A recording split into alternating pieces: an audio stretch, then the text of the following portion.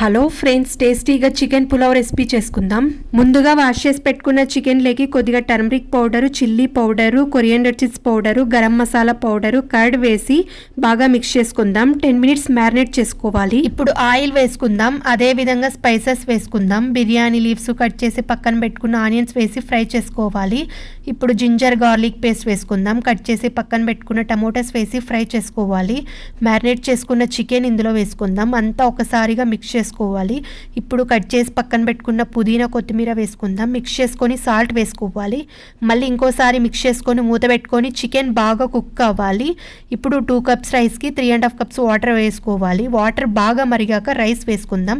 అంతా ఒకసారిగా మిక్స్ చేసుకొని గీ వేసుకోవాలి. మూత పెట్టుకొని ఫస్ట్ మీడియం ఫ్లేమ్తో కుక్ చేసుకోవాలి. తర్వాత సిమ్లో కుక్ చేసుకోవాలి. అప్పుడప్పుడు కలుపుకుంటూ ఉండాలి. Finally tasty chicken pulao ready అయ్యింది. నా వీడియో నచ్చితే తప్పకుండా సబ్స్క్రైబ్ చేసుకోండి.